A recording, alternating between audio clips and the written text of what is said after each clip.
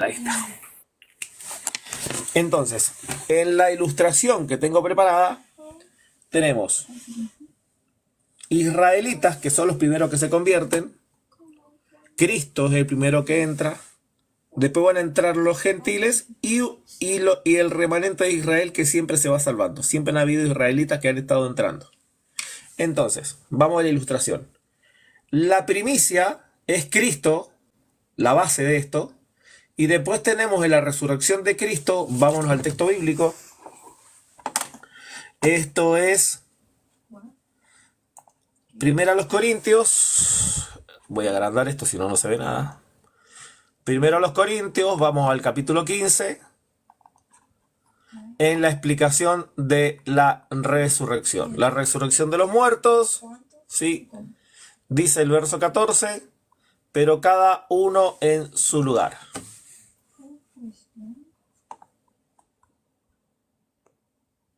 Entonces, la resurrección y el orden está planteado en el verso 23. Pero cada uno en su debido tiempo. Primero Cristo. Entonces, lo primero que debe entrar de este vaso, que es primero de la resurrección de la iglesia, es Cristo. Esa es la primera parte. Cristo el primero. Después menciona en el 24 las primicias. Esa palabra, las primicias, está relacionado con los que resucitaron justamente con Cristo en igualdad de condiciones. O sea, esto es Mateo capítulo 27 en el verso 52-53. Se raja el velo, verso 51. El templo se rajó en dos, el velo, de arriba abajo la tierra tembló y las rocas se partieron. Y aparte de eso, se abren los sepulcros, muchos cuerpos de los santos durmieron y se levantaron. Y salieron de los sepulcros después de la resurrección de él. Este es un anacronismo, significa es un relato fuera de tiempo, después de la resurrección de él.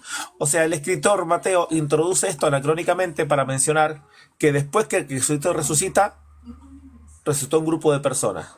A ese grupo de personas que estamos viendo en el verso 53 particularmente, son las que se identifican como las primicias.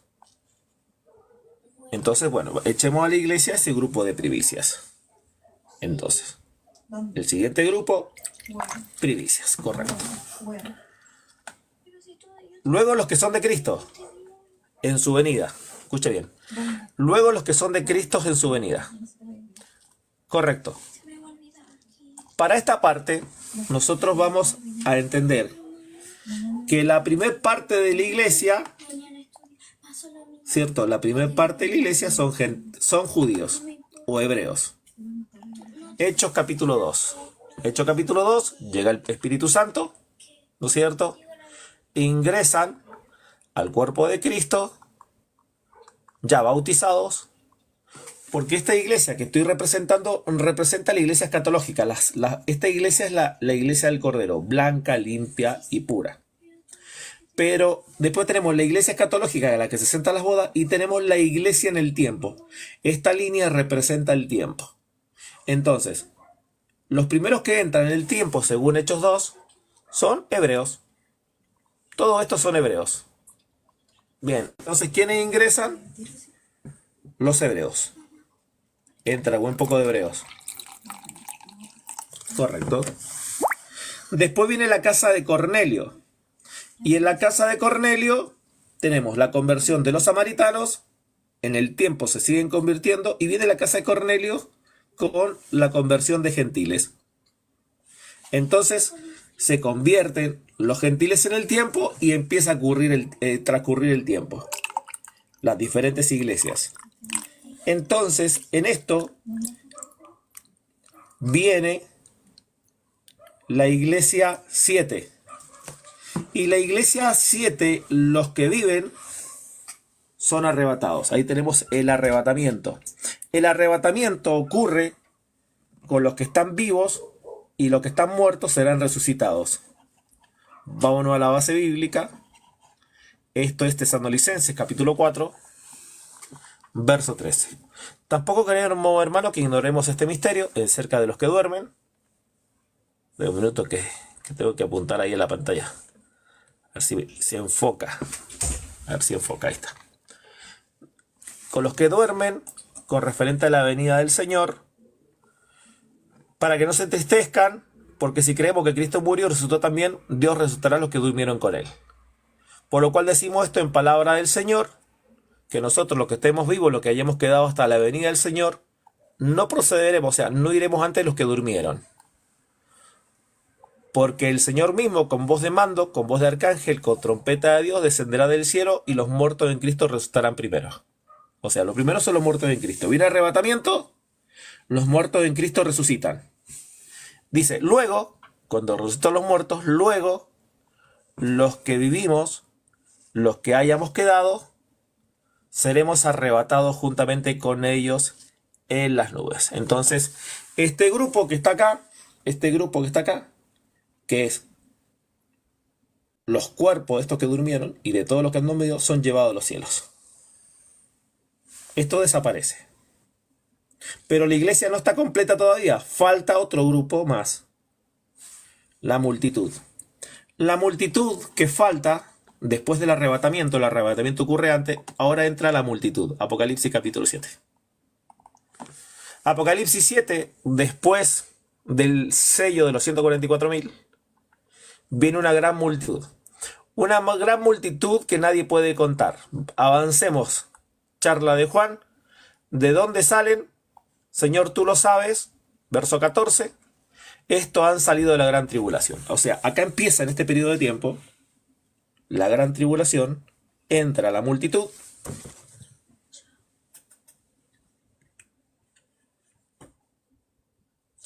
Esta multitud la vamos a ver que se va a ir completando. ¿En qué periodo de tiempo? Ahí está. Y la multitud cuesta para que entre un poco. Ahí está la multitud. Entra la multitud y esta multitud fue predicha en el capítulo anterior, el capítulo 6. En el capítulo 6 dice, cuando se abrió el sexto sello, he aquí un gran terremoto. Disculpe, el quinto sello. Cuando se abre el quinto sello, vi bajo el altar las almas de los que habían sido muertos por causa de la palabra de Dios, y clamaron a gran voz, diciendo, Señor, ¿hasta cuándo no juzgarás la muerte de los que moran en la tierra? Y se le dieron vestiduras blancas y que descansase un poco tiempo, hasta que se cumpliese el número de sus consiervos, de los hermanos que habían de ser muertos como ellos. O sea, todos los que faltan de entrar acá. O sea, esa multitud, Israel que falta por entrar, todos mueren. O sea, todos estos que faltan van a morir. El arrebatamiento ocurrió y ahora falta esto. Entra la multitud del capítulo 7 y ahora viene la salvación de Israel. Israel se convierte en el capítulo 12, la mujer y el dragón. La mujer vestida de sol, con la luna bajo sus pies, una clara victoria sobre los musulmanes, el enemigo eterno de los hebreos. Una corona con 2 estrellas, clara alusión a las 12 tribus de Israel. Estando encinta, su conversión, nacerá Cristo en su interior, para que se cumpla lo que dijo Pablo. Romanos capítulo 11, verso 25. Porque no quiero, hermano, que ignoréis este misterio en cuanto a vosotros mismos, que ha acontecido endurecimiento de Israel en parte, hasta que haya entrado a la plenitud de los gentiles. Esa plenitud entró con la gran multitud. Ahí se acabó la plenitud de los gentiles. Esto ocurre en el arrebatamiento a la mitad de la semana, porque esto ocurre, el arrebatamiento, ya que está iniciado Cristo, la semana 70, empieza a transcurrir la semana completa que está sin uso en el último periodo. Entonces empieza a entrar la multitud de gentiles, y esto está confirmado también, no solo por este versículo. Luego que haya entrado a la plenitud de los gentiles, dice la Biblia, luego todo Israel será salvo, verso 26. Esto está en armonía con la profecía de Daniel. Vámonos a Daniel, capítulo 9, versos 26 y 27. Dice así.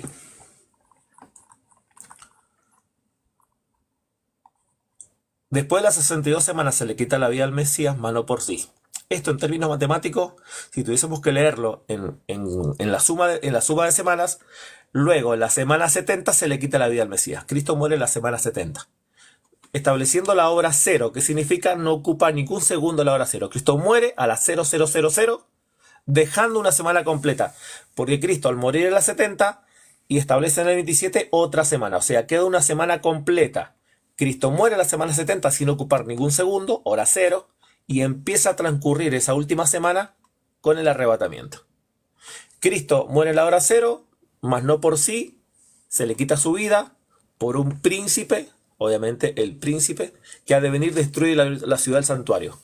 Esto es la hora cero, y la profecía del verso 26 establece la muerte en el 26 y la destrucción del templo de Jerusalén. Cristo lo mismo dice en el 24 de Mateo. Viene el arrebatamiento, se echa a correr la semana 70, que está en hora cero, establecida por Cristo, y establece y confirma el pacto con muchos. O sea, Cristo confirma el pacto con muchos. ¿Quiénes son esos muchos en la semana 70? Bueno, los gentiles, el remanente de Israel, la multitud. En el proceso del arrebatamiento, según Jesucristo, la bestia tiene que sentarse en el templo. Tesalonicenses capítulo 2. Segunda Tesalonicenses 2. Pero con respecto a la venida de nuestro Señor Jesucristo y nuestra reunión con Él, rogamos, hermanos, que no se dejen de conmover fácilmente de nuestro modo de pensar, como si fuese ni contubéis por espíritu, por palabra, ni por carta, como si fuese nuestra el sentido que el día del Señor está cerca. Nadie os engañe en ninguna manera, porque no vendrá sin que antes venga la apostasía. O sea, Cristo viene después de la apostasía y Cristo viene después de la manifestación del hombre de pecado, el hijo de perdición. Bien, esa apostasía y ese hombre de pecado, tenemos que establecer qué necesita el hombre de pecado para manifestarse. Entonces, Cristo viene después del hombre de pecado. El hombre de pecado necesita algo que lo detiene. ¿Qué es lo que va a ocurrir? Bueno, más adelante dice. Dice que ya está en acción y manifiesto la iniquidad. Solo hay que en el presente lo detiene. Hasta que Él, presten atención hasta esa palabra, hasta que Él, esta palabra, es un pronombre personal. Él. Y Él se ha quitado de en medio. Entonces, Él, una persona, tiene que ser quitado de en medio. Y ese que lo detiene, sí, que está deteniéndolo, es una persona. Y la única persona que existe en la tierra que fue enviada por Cristo es el Espíritu Santo. El Espíritu Santo es lo que lo detiene. ¿Dónde está el Espíritu Santo? Bueno, hoy día estuve hablando de eso en la mañana, ¿no? En la iglesia. Entonces, hasta que sea quitado. Quitar es un sinónimo de ¿qué palabra? Quitar es un sinónimo de ¿qué palabra? Quitar, arrebatar. Acá arrebatar está en plural. Es la iglesia, el cuerpo que contiene a él que lo detiene. Entonces, punto número 1, el que lo detiene es quitado, se manifiesta el hombre pecado, viene Cristo. Para estos eventos, los que fueron quitados se van a los cielos a encontrarse con el Señor, como dijo en la primera carta. Entonces, ¿qué ocurre acá? Estamos en el vasito. Falta la redención de Israel. Entonces, viene los 144.000 y después viene el capítulo 12, la conversión de Israel. Estos se convierten, se llena la iglesia con el último hebreo. Y estas personas que se convierten acá, todas mueren. Lo leímos en el texto. La resurrección, que empezó en el arrebatamiento, es importante que la resurrección, de hecho, está pausada. Porque la resurrección, como lo leímos en el capítulo 15, volvamos al capítulo 15 de Corintios. ¿Cuándo empezó la resurrección? Primero en los Corintios 15. La resurrección, la primera resurrección empezó con Cristo. Verso 24. O sea, verso 23. De la primera resurrección, el primero es Cristo. Después las primicias, que eso lo leímos recién. Mateo 27. Mateo 27. verso 53. En el 53, ¿quiénes se levantaron? Bueno, se levantaron un grupo de personas, salieron de los sepulcros y se aparecieron a la ciudad santa. Esta palabra aparecer es la misma palabra que se utiliza Cristo cuando se aparece en el aposento alto cerrada la puerta. Está detenida, de ahí se detiene y continúa la resurrección en el arrebatamiento, que es el primer ancla de la segunda venida. Entonces la resurrección va a iniciar el arrebatamiento, pero todos estos mueren, estos son llevados a los cielos, pero en el capítulo 14 de Apocalipsis, vamos al capítulo 14 de Apocalipsis 14, ¿qué va a pasar en el 14? En el 14:14 se establecen dos ciegas, pero primero vamos al 13. Los hebreos israelitas se convierten, son protegidos según el capítulo 12, hasta el final de la semana. Dice, la bestia se arrojó sobre la tierra, persigue a la mujer, y la mujer fue arrebatada, fue protegida, para que sea sustentada por 1200 días. Son 3 años y medio. O sea, hasta el final llega la mujer viva. Pero al final, la mujer, según el capítulo 13, en el verso 7, se le permite hacer guerra contra los santos, que son los hebreos, que se convierten, Apocalipsis 13, los vencen, otra traducción dice los asesinan. Vamos a la traducción, por ejemplo, creo que Jerusalén dice, en el 7, los vencen, que no es la textual, vencerlo, la NBI. Verso 7. Bueno, vencerlo, no recuerdo que ahora se decía los asesina, ¿no? Les quita la vida. Entonces, los vencen a los santos y se le da autoridad sobre toda lengua, pueblo, nación. Al final, el final periodo, al final de los tiempos.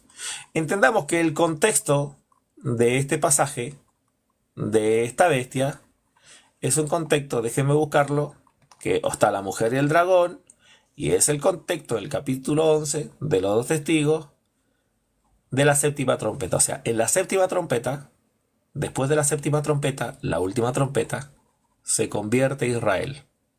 Estamos hablando de las trompetas del Apocalipsis. Porque tenemos las trompetas que anuncian su venida y las trompetas del Apocalipsis. Para este periodo de tiempo, Cristo ya es visible en los cielos. Vámonos a ver cuándo Cristo es visible en los cielos. Apocalipsis 6. En Apocalipsis 6, Cristo ya era visible en los cielos, según el último sello. En el sexto sello, Apocalipsis 6, disculpe, voy a reinar la 60. En el verso 12 se abre el último sello, se abre el sexto sello, y este sello dice que se caen las estrellas del cielo, se desvanece, el cielo se desvanece como un pergamino, y este cielo que se enrolla, revelan que los reyes de la tierra y todas las personas, que dice, y todo siervo que se escondieron en las cuevas, esos son los búnker que tienen creado, entre las peñas y los montes, búnker en las montañas. Y las personas dicen que se escondían, y cae sobre nosotros, esto es un clásico, tierra trágame, del rostro. ¿De quién se esconden? Del rostro de aquel que está sentado en el trono y la ira del cordero. Porque claramente todo ojo le verá. Esto es importante. El arrebatamiento, cuando ocurre, no es secreto, es visible, siempre es visible. Porque la venida de Cristo es escandalosa y todo ojo le verá. ¿Dónde se dijo que todo ojo le verá? Apocalipsis 1:8, 1:7. Y aquí viene con las nubes y todo ojo le verá. No hay arrebatamientos secretos. Es pretribulacionista, pero no es secreto. Es público y escandaloso. Apocalipsis 6 lo confirma. Claramente lo están viendo todos los poderosos. Ahora, no hasta que entre la plenitud de los gentiles, la multitud, Israel no se le corre el velo para que se cumpla lo que dice Corintios, capítulo 2, capítulo 3, de la carta de Corintios, sus últimos versículos. Pero cuando se conviertan al Señor, el velo se les quita. Entonces, cuando se les quita el velo, se cumple la profecía de... Este tema lo toqué con Selvin, ustedes lo deben recordar. El texto de Zacarías, capítulo 12, verso 10. Y derramaré sobre la casa de David y los moradores de Jerusalén espíritu de gracia y de oración. Y me mirarán a mí, a quien traspasaron. Lo mismo que dice Apocalipsis capítulo 8. Y cuando ellos se les quita el velo, en el periodo de su conversión, habrá lamento y llanto. Vámonos a Apocalipsis 12.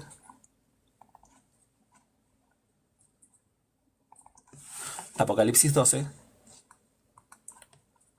Porque esta mujer clama dolores de parto y angustia de alumbramiento. El llanto de Adadimón. Dolor de parto. Así será. Su conversión será como un dolor de parto, una angustia. Llanto de Adadimón. Un lamento. Pero será un llanto de conversión. Ahora, después que ocurre esto, en el contexto de la séptima trompeta, después que la bestia los vence, en el contexto de Apocalipsis 13:7, ocurre el 14. Vamos al último santo muerto sobre la tierra. Apocalipsis 14:12. He aquí la paciencia de los santos, los que guardan los mandamientos de la fe en Cristo Jesús. Oí una voz desde el cielo que decía: escribe, bienaventurados delante los muertos que mueren en el Señor. Dice el Espíritu, descanse de sus trabajos porque sus obras ya con ellos siguen. Significa, acá murieron todos. ¿Y por qué tienen que morir todos los que se han convertido? Porque esa es la profecía de Apocalipsis 6, verso 11. Para completar el número de sus consiervos, que también han sido muerto como ellos. O sea, los consiervos de la multitud que se convierte, Israel, consiervos, el pasaje dice que van a morir. Después que mueren, Apocalipsis 14, volvamos allá, verso 14, se realizan las dos cosechas, dos ciegas. La primera, he aquí una nube blanca que está sentado semejante al Hijo del Hombre, Jesucristo. Esto es ecuánime a Mateo 24. El que tenía en la cabeza una corona de oro y en la mano una hoz aguda. Y del templo salió un ángel clamando a gran voz al que estaba sentado en la nube: mete tu hoz y ciega, porque la hora de cegar ha llegado y las mieles de la tierra se están maduras. Entonces, el que estaba sentado en la nube metió la hoz en la tierra y fue cegada. Este pasaje tiene absoluta relación con Mateo 24. Entonces, esta ciega que acabamos de leer entre el capítulo 14:14 y 14:16 es lo que Cristo dijo en Mateo, capítulo 24, al final, cuando habla de la venida del Hijo del Hombre, en gloria. ¿Qué dice? Enviará a sus ángeles con voz de trompeta y juntarán a los escogidos de los cuatro vientos. ¿Qué significa? Acá termina la resurrección. La resurrección que empezó, la resurrección que empezó en el arrebatamiento, mejor dicho, la resurrección que empezó con Cristo, con el pequeño grupo, que continuó en su venida, en el contexto del arrebatamiento, su venida, esta resurrección culmina al final del tiempo, capítulo 14, acá esto es capítulo 14, de acá es capítulo 14 de Apocalipsis, y desde ahí es todo una pendiente inclinada que ocurre en todos los eventos escatológicos. Del 14 al 19 ocurre en el mismo contexto. Esto es Apocalipsis 14, 14 al 16. Vaso lleno, las almas de los convertidos y todos muertos. Que se ve que hay un alma, disculpen, hay un alma que no se puede caer. Esto tiene que salvarse. Cosa que se nos pierda alguien de esta iglesia porque tiene que estar completa. No tiene que perderse nadie. Por ende, cuando ocurre esto, este grupo de personas, que son de los de la gran tribulación, que son iglesia, son llevados a los cielos. O sea, no pueden haber boda del Cordero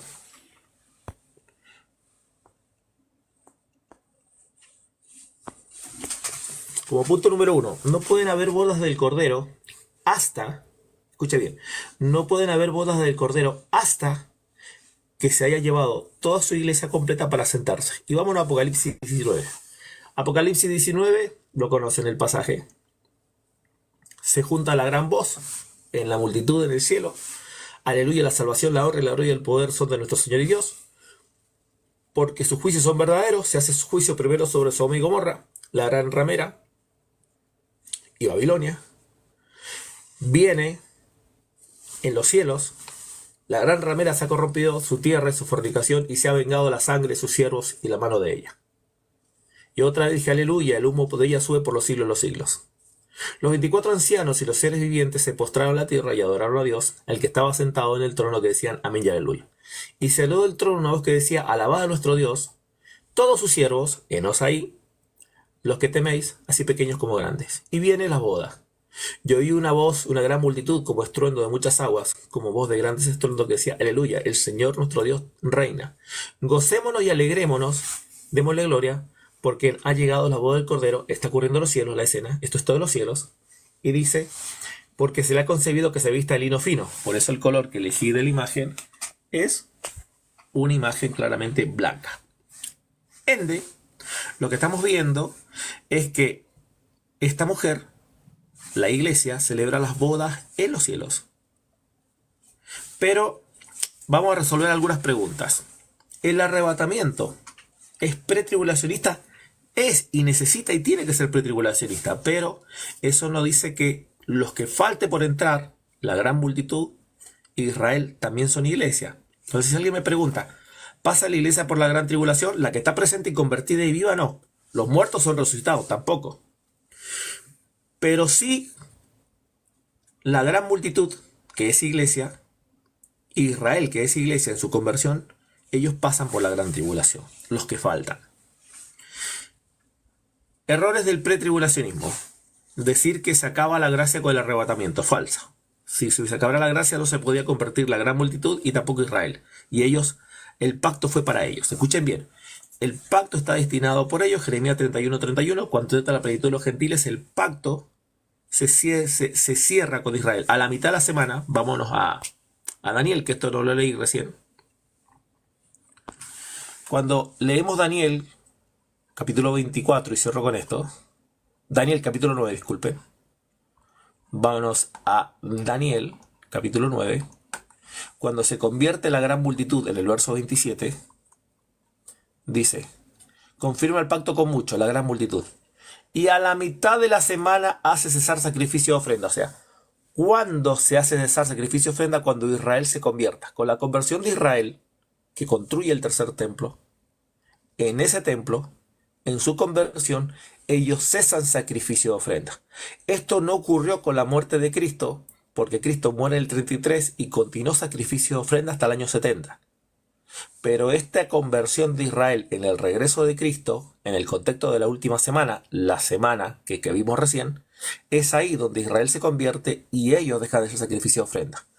Después de la muchedumbre de las abominaciones vendrá el asolador. Ellos abandonan el templo físico para ir al templo espiritual en su conversión. En un templo vacío viene la abominación, el desolador, y viene la consumación, lo que está determinado sobre el desolador. Como dijo Jesucristo, el fin ocurre según Mateo 24. Mateo 24, verso 15. Por tanto, cuando veáis la abominación desoladora después de la conversión de Israel, la abominación desoladora de que habló el profeta Daniel, el que le entienda, entonces los que tienen Judeas huyan, porque después que ellos se conviertan, van a empezar la persecución sobre ellos. Son en la conversión futura, porque en el contexto de Mateo 24 se responden tres preguntas. La pregunta es, en el verso 3, dinos cuándo serán estas cosas, que es la destrucción del templo que dijo antes. Veis que de cierto os digo que no quedará piedra sobre piedra que no sea derribada. ¿En qué cosa? En el contexto del templo. Cuando Jesús salió del templo, Cristo dijo que el templo sería destruido. Entonces, los discípulos le preguntan en el verso 3, estas cosas, la destrucción del templo, ¿qué señales habrán de tu venida? Están descritas en el pasaje, y el fin de los siglos, lo que leímos recién en Apocalipsis. Ese es el proceso escatológico, o sea, este es el cronograma de escatología. ¿Qué verdades hay en el post-tribulacionismo? Sí, en cierta medida habían algunas sombras en el post-tribulacionismo que son verdaderas. ¿Hay iglesia en la gran tribulación? Sí, la multitud después del arrebatamiento. Sí, los hebreos después del arrebatamiento. Pero hay un error. Pensar que gente llega viva hasta el capítulo 19 de Apocalipsis es un error. Nadie llega vivo, todos mueren el 14 por las profecías que están circunscritas al mismo texto. ¿Qué otro error tiene el postribulacionismo? No entender que necesita haber un arrebatamiento. Esta exposición necesita entenderse la Biblia de dos maneras. El Apocalipsis es totalmente cronológico, para poder entender esta visión. Necesita ser cronológico porque el orden de los factores proféticos de trompetas, tronos, truenos, rayos y demás son consecutivos.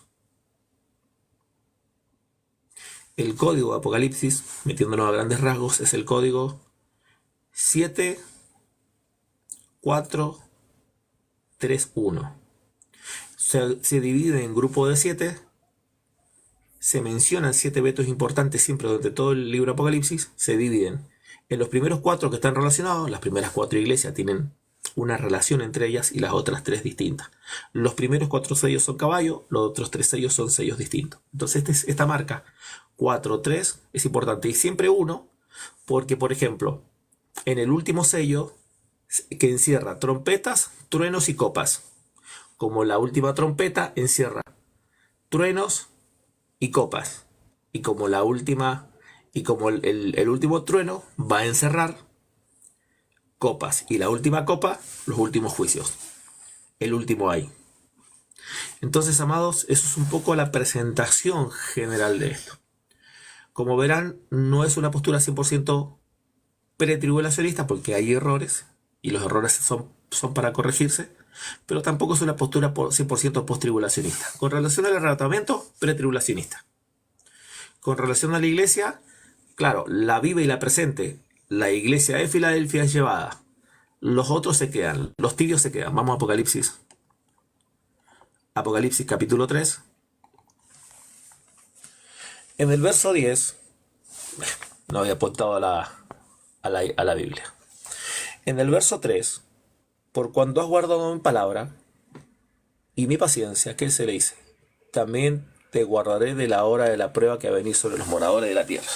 Creo que está sucia la pantalla, por eso se ve raro. Ahí está.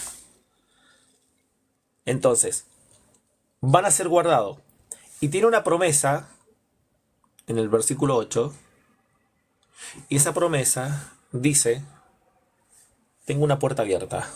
Una puerta abierta. La iglesia de Filadelfia tiene una promesa específica. Las iglesias, las 7 iglesias, tienen una promesa específica y una promesa mancomunada. Las promesas mancomunadas son las de los últimos versículos, por ejemplo. Vámonos a Apocalipsis capítulo 2. Me voy a meter en esto rápido, ¿sí? El que tiene oído, el que venciere le daré comer del árbol. Las promesas finales de cada iglesia son mancomunadas para todas, pero tiene cuestiones específicas que abordan específicamente la iglesia. Así que, la promesa mancomunada de Apocalipsis 3, la iglesia de Filadelfia, es esta la promesa mancomunada. La promesa mancomunada es: el que tiene oído oiga. No tiene ninguna promesa particular porque está bien. No tiene ninguna promesa de arrepentimiento porque ella está bien. Pero tiene una promesa especial y exclusiva. Una puerta abierta, y esa puerta tiene que ver con: yo te libraré de la hora de la prueba que va a venir sobre el mundo entero. Cuando Juan ocupa el capítulo 4, él encuentra esa puerta abierta. Esa puerta abierta a los cielos. No dice que la puerta está en los cielos.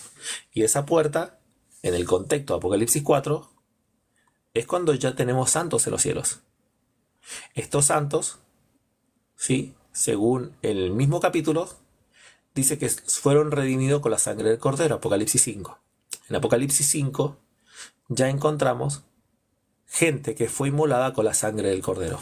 Dice: tú nos has redimido para Dios de todo linaje y pueblo. Y ser redimido, su sangre nos ha redimido, es de gente, de personas. Por lo tanto, en el contexto, ya Juan se encuentra evidencia que eso fue pasado. Pero la última iglesia, la iglesia de la Odisea, esta es visitada de noche por su condición desnuda de aventuráis. Y aquí está la puerta y llamo. Y si oye la voz y abre la puerta. Y se le abre la puerta, ¿para qué cosa? Para cenar. La cena en la cultura hebrea es un evento nocturno, un contexto de oscuridad y tiniebla. porque está en la gran tribulación. Entonces, este grupo de personas, la última iglesia, está estrictamente relacionada con Apocalipsis, capítulo 7. Una gran multitud. Porque son muchos los tibios y más todos los que falta que se conviertan. Con esto, John Félix, creo que tienes a grandes rasgos una visión panorámica completa de lo que es el libro de Apocalipsis, hermano. Te escucho. Gracias, profesor. Gracias. Ya soliciten a subir lo que quieren preguntar. Profesor, sáqueme de duda lo siguiente. En estos últimos días, usted sabe que yo no manejo, ya le he dicho públicamente, escatología, pero me gusta, o sea, un poquito analizar ciertas partes. Se me ha quedado la duda lo siguiente. Siempre cuando escucho hablar diciendo, Cristo, los muertos en Cristo resucitarán primero, ok. Después nosotros seremos arrebatados. Ahí entre ambas cosas hay un lapso de tiempo. ¿Por qué se llega a inferenciar necesariamente que va a pasar al instante? O sea, ¿por qué no llegar a la lógica? No, eso puede demorar un día, puede ser un mes o 3 meses. ¿Cuál sería su explicación de usted? Porque hay un lapso de tiempo, sí o sí, eso está indiscutible. No se le escucha, profesor, no se le escucha, no se le escucha. Sí, la palabra lapso de tiempo no es propia. Lo que es más propio es un orden cronológico. Significa primero esto, después aquello, después aquello. ¿Se entiende? Orden no es lapso de tiempo.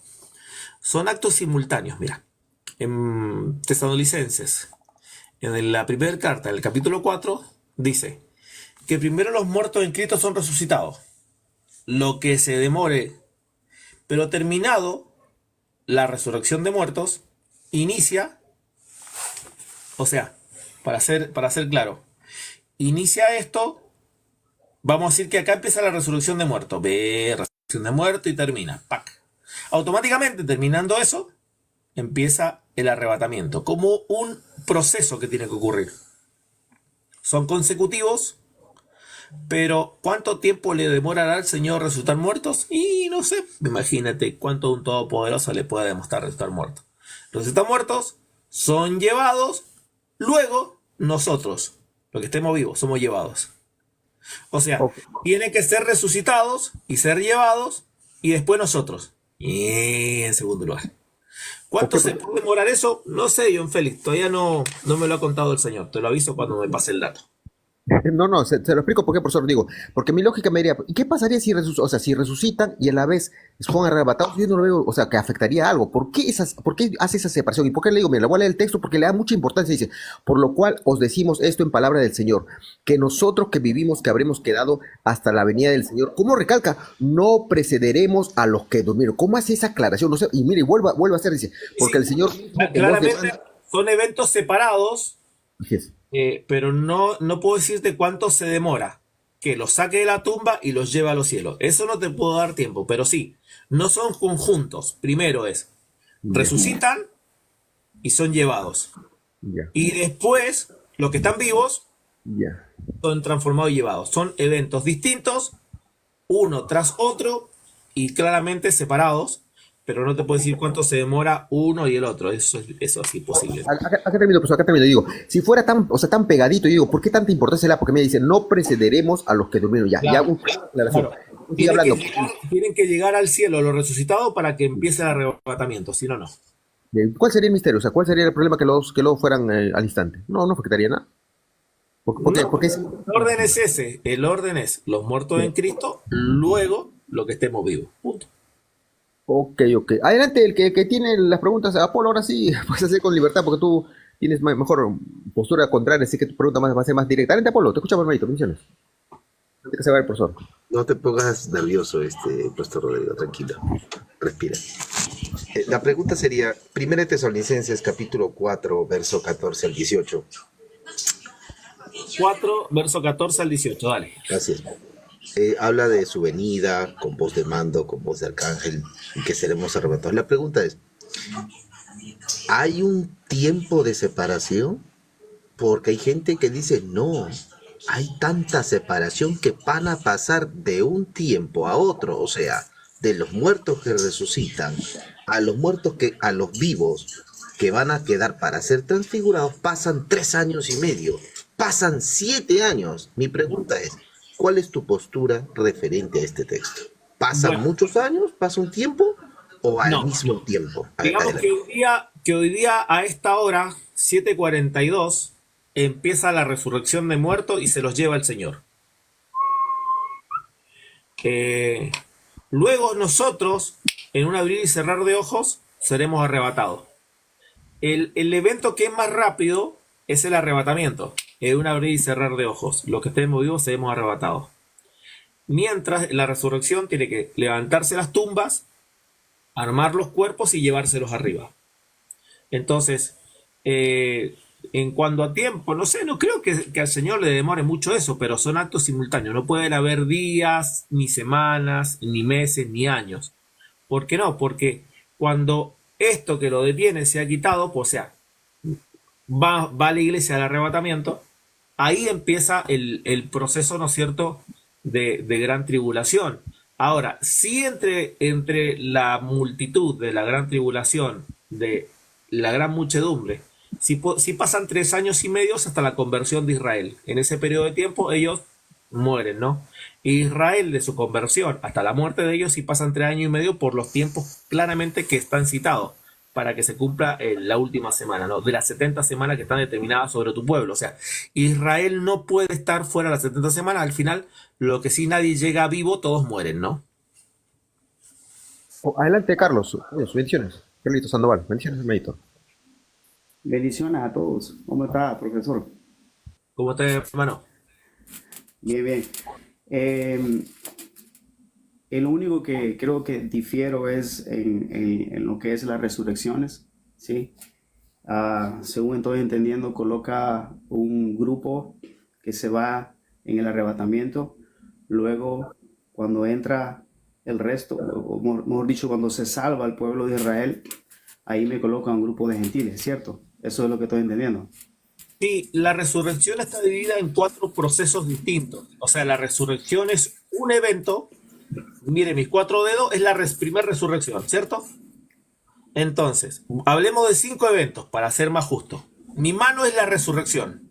Cristo, la primicia, los que son de Cristo junto con él, luego su venida, arrebatamiento, antes del arrebatamiento, la resurrección de los que están durmieron en Cristo, ahí vamos a caer todos nosotros, se lo aseguro. Luego tenemos los 2 testigos, capítulo 11 de Apocalipsis, ellos mueren 3 días tirados y resucitan. Ellos es algo particular para 2 personas, los 2 testigos. Y después, cuando se haga la guerra contra los santos, y finalmente se entra a la cosecha para cumplir Mateo 24, Apocalipsis 14, entre el verso 14 y el verso 18. Entonces, ahí se consuma la primera resurrección.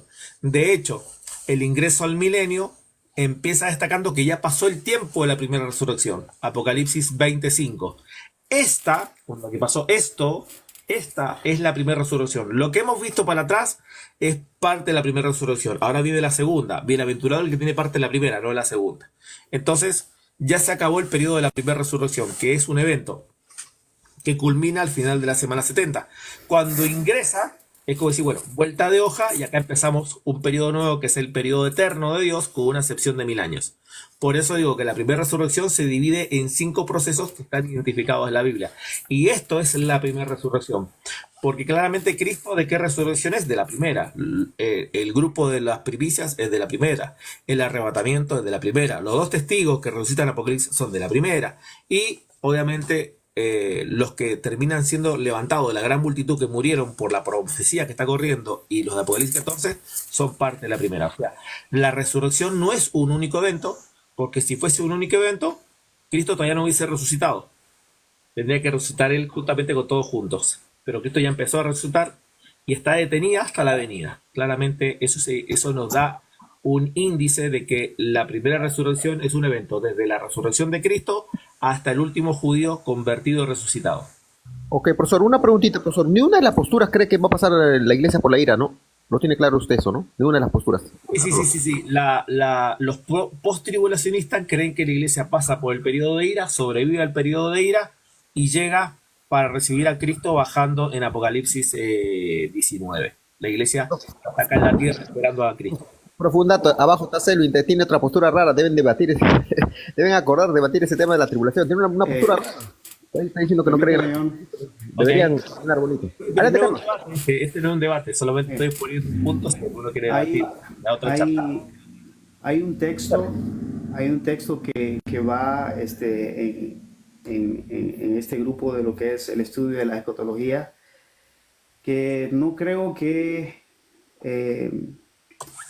no lo conozca, y está en Romanos capítulo 11, versículo 25, y es Correcto. ahí donde difiero con usted de todas esas múltiples resurrecciones que me coloca y basándolas en la primera resurrección. Y es que Pero Pablo, Romanos 25 habla de la conversión de los gentiles y de posterior la conversión de Israel. No entiendo. por eso, ahí Pablo dice algo muy claro y le dice que tienen el corazón endurecido. ¿Quiénes? Los israelitas. Ajá. Hasta que Sí. se complete el número de los gentiles. En otras palabras, cuando la última alma gentil entre en este plan de salvación de la gracia, entonces viene la conversión de Israel. Ahí ya no hay gentiles. En cambio, usted me coloca al final gentiles, israelitas, en una total restauración al final. Ahí es donde Mira, yo difiero. pero mira, no fue eso lo que dice, no prestas atención. Porque empieza el arrebatamiento en la última semana, viene la gran multitud que son gentiles en el último, y la conversión de Israel es a la mitad de la semana. A la mitad de la última semana, como Apocalipsis 12, si tú lees Apocalipsis 12 y lees el versículo, para ponerte en contexto, Apocalipsis 12, se convierte Israel en Apocalipsis 12, pero Israel es protegido en el verso 6 y sustentada por 1270 días. Eso equivalen a 3 años y medio. O sea, a la mitad de la semana Israel se convierte, pero ya se acabó el periodo de los gentiles. Yo no dije que en ese periodo los gentiles se convertían. No, se termina el periodo de los gentiles y empieza el periodo de Israel. Lo que son resucitados en conjunto, que eso es distinto, es en Apocalipsis 14. En Apocalipsis 14 se resucitan ambos que están muertos. Los gentiles que se convirtieron y murieron, y Israel que se convierte. Entonces, el periodo para 3 semanas y media son el sustento por 1270 días. Eso equivale a 3 años y medio en el periodo de tiempo cuantificado por Daniel. La última semana, la última media semana. Que eso es lo que dice Daniel capítulo 9, verso 27. A la mitad de la semana se cesa sacrificio y ofrenda. O sea, la conversión de Israel hace de que se dan cuenta que están perdiendo el tiempo perdiendo el tiempo en el templo de Salomón. Salen del templo, lo dejan vacío y viene la abominación desoladora de la que profetiza Daniel. Y es ahí donde se profetiza, en el mismo contexto de Apocalipsis 12, justamente la persecución de Israel, la bestia siguiendo a la mujer que es Israel. De hecho, tú vas a ver de que Apocalipsis 7 desaparecen los gentiles. Entre el 8 en adelante todos son hebreos. Todos los datos y todos los textos y todas las señales y símbolos de Apocalipsis están estrictamente relacionados con el pueblo de Israel, no gentiles. Adelante, Ramón, adelante. Tu pregunta, por favor. Gracias, hermano. Más que pregunta, felicitarles al hermano que está llevando adelante este tema del rapto, de las tribulaciones, todo esto, y saludarlo a todos los que nos están viendo, a los 127 ahorita, los que nos están siguiendo. Pero lo que yo quiero hacer es mi aporte. Ahorita estamos 2024, pero hace a los años 1900, nuestros hermanos mayores que ya han pasado los 100 años y ya se fueron, ¿no? Siguiendo en el camino del Señor. Nosotros jóvenes a esta edad seguimos queriendo averiguar cómo va a ser, va a haber, no va a haber, qué libro dice, qué no dice, qué primero, qué segundo. En el mundo tantas sectas, divididos totalmente estamos. Unos queremos hacer bien, así más o menos afirmar, tratar de acercarnos, pero totalmente. Otros negociando con la palabra de Dios y así infinitas cosas. Pero ahora, lo único que quiero tomar es la parte de las frases que recuerdo yo. Mi venida, dice, ¿no, Jesús? Será como en los tiempos de Noé, como en los tiempos de Lot, de Sodoma y Gomorra, así será, dice. Entonces, si recordamos esa historia, la gente en esta tierra, no dice sector América del Sur, nada, sino al lado de Israel, a ese lado de Europa.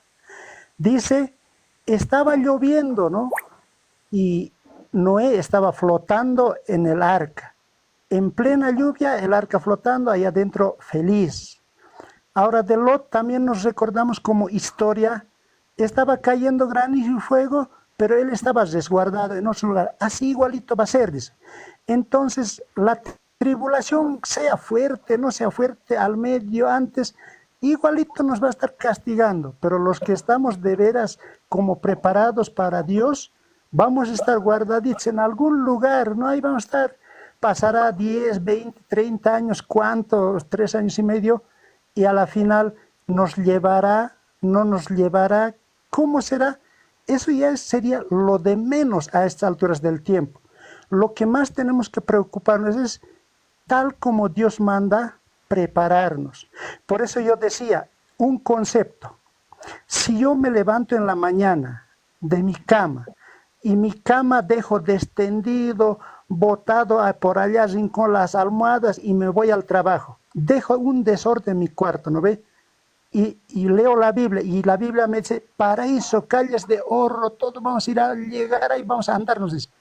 Entonces, si yo estoy desafiando al calles de oro, ese palacio de 12 perlas, 12 puertas, ¿qué cosa dice que no me acuerdo bien? Ya desde aquí yo tengo que practicar. Me levanto, ordeno mi cama tendidito, mi almohada en su lugar, todo brillando, dejo mi dormitorio, ya estoy practicando. Entonces, con eso que estoy haciendo, estoy ganando un gran ejemplo, ¿ve? Entonces, así sucesivamente lo que ahora tenemos que hacer a estas alturas del siglo, tantos problemas a nivel mundial, tantos problemas a nivel de sectas religiosas, Primero la Ramón, católica primero también. Ramón. Entonces, termina enseguida. Entonces, hermano, tenemos que ir practicando lo que Dios manda y con eso es sencillo. Por eso dice, sus obras. Amén, hermanito. La idea es preguntar. Adelante, profesor. Ahora que dice. No, le quería preguntar cuántos años tiene el hermano, porque me da la impresión de que un hombre que tiene años en el Evangelio, la gente que habla así tiene muchos años en el Evangelio. Me da la impresión, ¿no? Ok, ok. Adelante, Octavio, te escuchamos. Eso tengo una pregunta al ángel querubín de Apocalipsis. ¿Cómo está? ¿Cómo está? ¿Cómo está, Eh, Ricardo? ok, para ti, Pastor Rodrigo, ¿cómo te digo? ¿Pastor o profesor? Maestro. Nah, teacher. Sí, sí. Entonces, El quinto ministerio es pastor maestro, que es el último aquí, ministerio de los 5. aquí le decimos maestro así, pero por molestar a la gente. Recibe profe o Rodrigo, no hay problema, hermano. Aquí le decimos maestro, pero para molestar a las personas. Ah, no, Eh, el durito, dicen, el durito, no, mira, el durito. para ti, erudito, para ti la boda del Cordero Ajá. es un evento real, literal, que existe, una boda literal, una cena literal donde se va a comer literal, o es solamente una ilustración simbólica de la parábola de las 10 vírgenes. Muy buena Si pregunta, fuera Octavio. literal, si fuera literal, dime por qué, y si no es una ilustración simbólica de la parábola de las 10 vírgenes, ¿qué relación tiene la parábola de las 10 vírgenes con la boda del Cordero Apocalipsis? Eso es todo. Y me retiro. Te escucho desde abajo, pero sí, para darle espacio a otro.